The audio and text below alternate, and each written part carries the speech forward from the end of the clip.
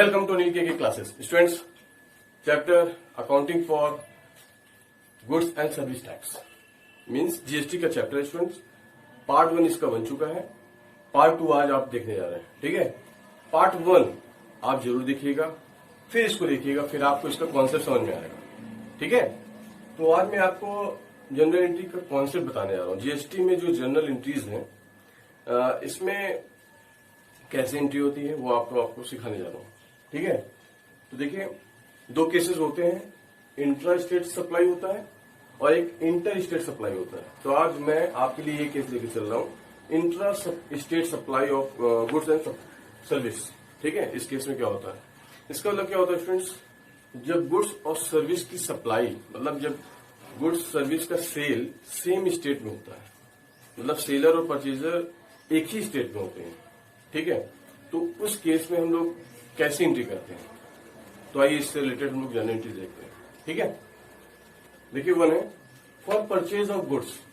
अब देखिए गुड्स अगर परचेज किया जाता है तो क्या एंट्री होती है, purchases account debit, input CGST account debit, input SGST account debit to bank या क्रेडिटर्स अकाउंट। अगर स्टूडेंट्स नगद खरीदा जाता है गुड्स तो टू बैंक लिखेंगे, अगर उधार खरीदा जाता है तो वहां पार्टी का नाम लिखा जाएगा। ठीक है, और पार्टी का नाम क्वेश्चन में नहीं दिए तो आप क्रेडिटर्स लिखेंगे।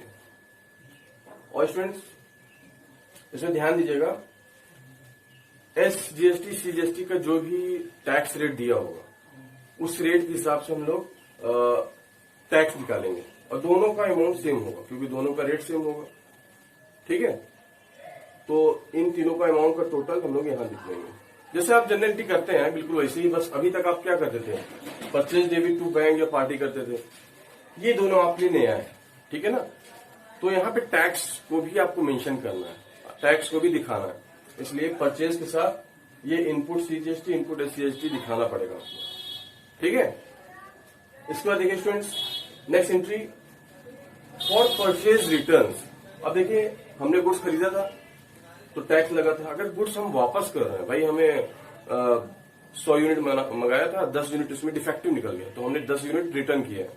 तो रिटर्न के केस में भी आप देख रहे हैं परचेज रिटर्न के साथ वो इनपुट सीजीएसटी इनपुट एसजीएसटी को भी क्रेडिट किया जा रहा है, मतलब इसी का रिवर्स कर दिया गया, ये डेबिट कर दिया गया, ये क्रेडिट कर दिया गया।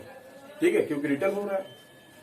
तो यहाँ पे creditors account debit to purchase return, return word जो लिखिएगा, to input CGST account to input SGST account. जितना गुड्स रिटर्न हो रहा है सिर्फ उतना यहाँ टैक्स लीजिएगा।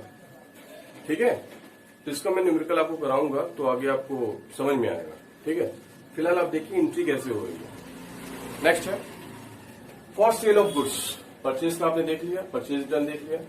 अब सेल के केस में क्या होता है, नगद बेचते हैं तो बैंक डेबिट होगा, उधार बेचते हैं तो पार्टी को डेबिट करते हैं। ठीक है, तो बैंक अकाउंट डेबिट या debtor account debit to sales account to output CGST account to output SGST account. यहां भी स्टूडेंट सेम है, सीजीएसटी एसजीएसटी का अमाउंट सेम होगा क्योंकि दोनों का रेट भी सेम होगा। ठीक है, नेक्स्ट देखिए for sales return account. Sales return के लिए क्या करते हैं, इसका जस्ट रिवर्स कर देंगे, जैसे यहां आपने देखा इसका रिवर्स कर दिए थे, यहां रिवर्स है, इन तीनों को डेबिट और ये क्रेडिट हो जाएगा। बस फर्क ये है आपको सेल्स रिटर्न लिखना पड़ेगा आपको। ठीक है, सेल करने पे सेल लिखेंगे, रिटर्न में sales return account debit output CGST output SGST to debtor. ठीक है, डेटर लिखिएगा, बैंक नहीं डेटर।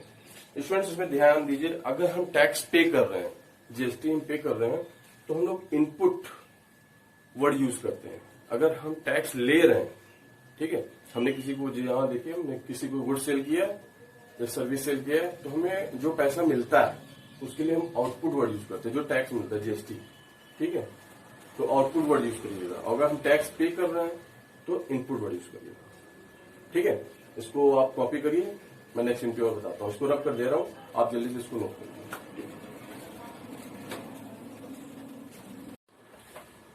हाँ स्टूडेंट्स, तो नेक्स्ट एंट्री देखिए, नेक्स्ट फिफ्थ देखिए for purchase of fix assets. अगर फिक्स एसेट परचेज किया जाता है तब क्या एंट्री होगी, तो फिक्स एसेट अकाउंट डेबिट करेंगे, ठीक है। गुड्स परचेज नहीं किया, अगर गुड्स परचेज करता है तो परचेज लिखते हैं, परचेज अकाउंट डेबिट। लेकिन यहाँ पे फिक्स एसेट में से हो गया, मशीन खरीदा तो मशीन डेबिट कर देंगे, मशीन फर्नीचर खरीदा फर्नीचर डेबिट कर देंगे, लैंड बिल्डिंग खरीदा लैंड बिल्डिंग कर देंगे, ठीक है। वो फिक्स एसेट्स, तो जो फिक्स एसेट्स परचेज किया जाएगा उसका नाम लिखिएगा, ठीक है। अकाउंट डेबिट करिएगा, फिर input CGST account debit, input SGST account debit to bank account. जो भी खरीदने में भाई टैक्स हमें पे करना पड़ेगा, इसलिए इनपुट वर्ड यूज करना पड़ेगा, ठीक है ना। ये एंट्री होगी। नेक्स्ट देखिए स्टूडेंट, फॉर एक्सपेंसेस, अगर हम कोई खर्चा कर रहे हैं, एक्सपेंस कर रहे हैं, फॉर एग्जांपल हम रेंट दे रहे हैं, ठीक है, कमीशन दे रहे हैं, तो आप वो लिखिएगा रेंट अकाउंट डेबिट या कमीशन अकाउंट डेबिट। तो जो भी एक्सपेंस होगा वो डेबिट, और उसके साथ जो उस पर टैक्स दिया जा रहा है उसको भी आप डेबिट करेंगे। तो टैक्स यहाँ पे कर रहे हैं, जैसा कि हमने पहले बताया, जब हम लोग टैक्स पे करते हैं तो इनपुट यूज करते हैं, ठीक है ना। इस केस में भी टैक्स दे रहे हैं, इस केस में भी हम टैक्स देंगे अगर कोई खर्च करते हैं, एक्सपेंस करते हैं। तो input CGST account debit, input SGST account debit to bank. Student यहाँ भी देखिए दोनों में टैक्स का रेट सेम होगा, तो टैक्स का जो अमाउंट आएगा वो भी सेम रहेगा, उसी तरह यहाँ भी, ठीक है। नेक्स्ट देखिए, फॉर इनकम, अगर हमें किसी से कोई इनकम मिल रहा है, रिसीव हुआ है, ठीक है, तो लिखेंगे bank account debit to income. यहां भी देखिए, सपोज हमें रेंट किसी से मिला है या कमीशन मिला है तो हम रेंट लिख देंगे, टू कमीशन लिख देंगे, ठीक है। और उसके साथ output CGST account to output SGST account लिखेंगे, क्योंकि हमें टैक्स मिल रहा है, हम कलेक्ट कर रहे हैं, ठीक है। तो उस केस में हम आउटपुट वर्ड यूज करेंगे, यहाँ पे नहीं कर रहे हैं, मिल रहा है हमें, ठीक। नेक्स्ट देखते हैं students, for goods withdrawn by the proprietor for personal use, अगर ओनर, बिजनेस का ओनर खुद पर्सनल यूज के लिए गुड्स अपने बिजनेस से ही निकाल रहा है, ठीक है, तो उस केस में drawings account debit to purchase करना पड़ेगा, क्योंकि परचेज कम हो जाएगा। सपोज 100 बोरी आटा है, तो एक बोरी आटा उसने घर के यूज के लिए ले लिया, तो बिजनेस में कितना शो होगा, 99 बोरी बचे ना, इसीलिए यहाँ पे टू परचेज करना पड़ेगा, ठीक है। तो drawing account debit to purchase, और इसके साथ input CGST account, input SGST account आपको लिखना पड़ेगा, ठीक है फ्रेंड्स। तो जैसे आप पहले करते थे ड्राइंग डेबिट टू परचेज, बस इसके साथ क्या आ गया, टैक्स आ गया, ठीक है। तो जो परचेज, जिस रेट से परचेज किए तो उसी रेट से हम लोग यहाँ पे क्रेडिट कर देंगे इनपुट को, ठीक है। इसको स्टूडेंट नोट करिए और एंट्री में आपको बताता हूं।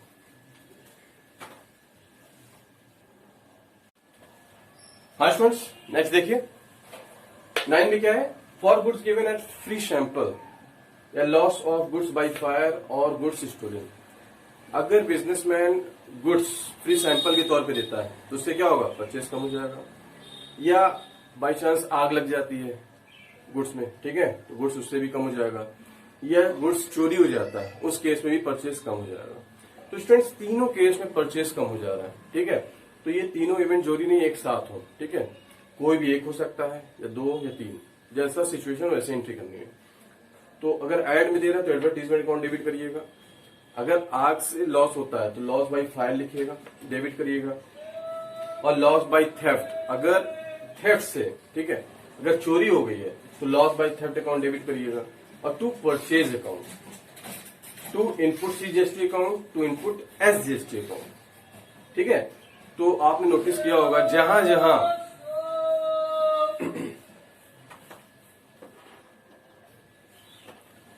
हाँ स्टूडेंट्स, तो आपने देखा जहां जहां परचेज डेबिट हुआ, अगर परचेज डेबिट हुआ तो इसके साथ इनपुट भी आया, इनपुट सीजीएसटी, इनपुट एसजीएसटी। अगर परचेज क्रेडिट हुआ है तो उसके साथ भी इनपुट सीजीएसटी, इनपुट एसजीएसटी आया, यहां भी आप देख सकते हो।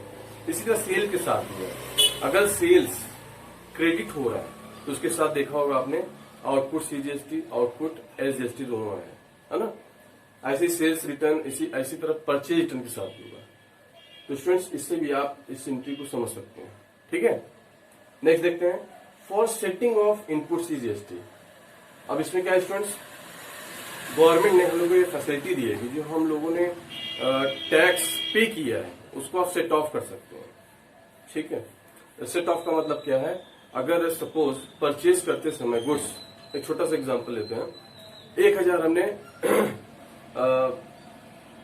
इनपुट टैक्स पे किया है, ठीक है, 1000। तो आप जानते हैं सीजीएसटी और एसजीएसटी दोनों का टैक्स अमाउंट सेम होगा क्योंकि रेट सेम है।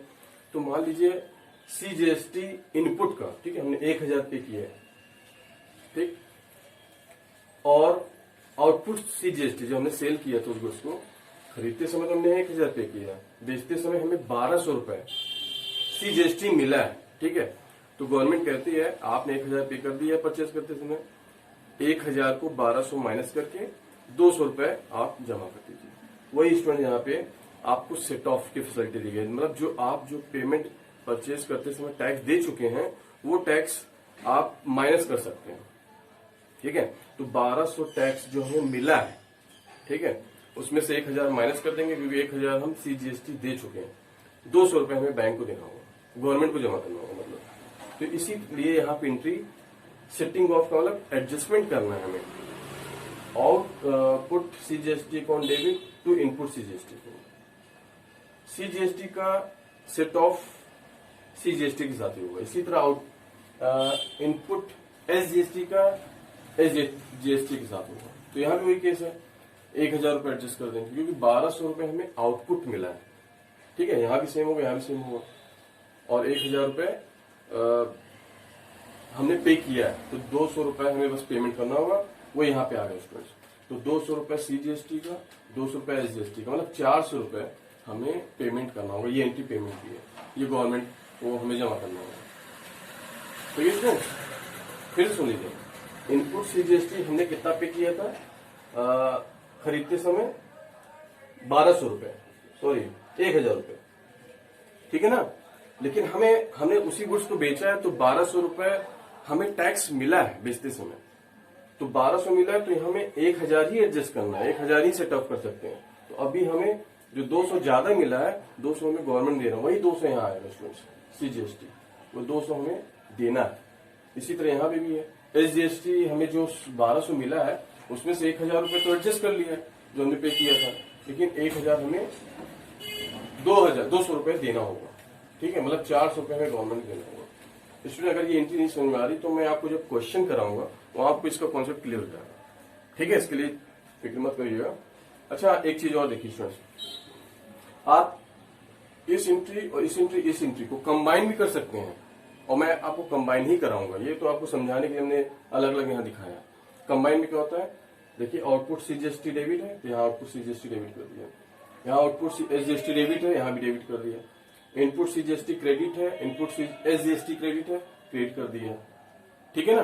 तो इस केस में क्या होगा स्टूडेंट्स, जो मैंने एग्जांपल दिया था 1200 रुपए आया था ना स्टूडेंट्स, 1200 हमने सीजीएसटी मिला था, एसजीएसटी 1200 मिला था, 1000 रुपए इनपुट जो हमने टैक्स दिया था, 1000 रुपए इनपुट टैक्स दिया था। अब आप देख रहे हैं 2400 आ रहा है, 2400 में 2000 माइनस करेंगे तो ऑटोमेटिक 400 आएगा, वो हमारा बैंक हो जाएगा।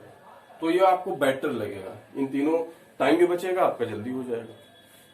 तो इसी को बोलते हैं, और ये एंट्री आपको लास्ट में करनी है, ठीक है। तो अब एंट्री आएगी, क्वेश्चन आएगा तो मैं आपको समझाऊंगा, ठीक है, कैसे हम लोग करते हैं। सारे आउटपुट सीजीएसटी को बहुत शोर होता है, ठीक है, सारे आउटपुट सीजीएसटी को ऐड कर देंगे, जितने एंट्री हुई है। इसी तरह सारे आउटपुट एसजीएसटी को ऐड कर देंगे, इसी तरह सारे इनपुट सीजीएसटी इनपुट एसजीएसटी को ऐड कर देंगे, फिर ये डिफरेंस निकाल के जो आता है पेमेंट कर देंगे, ठीक है स्टूडेंट्स। आई होप आपको इसका कॉन्सेप्ट समझ में आया होगा स्टूडेंट्स। इससे रिलेटेड मैं क्वेश्चन आपको कराऊंगा, उसमें और क्लियर हो जाएगा, ठीक है। Okay, thanks for watching that.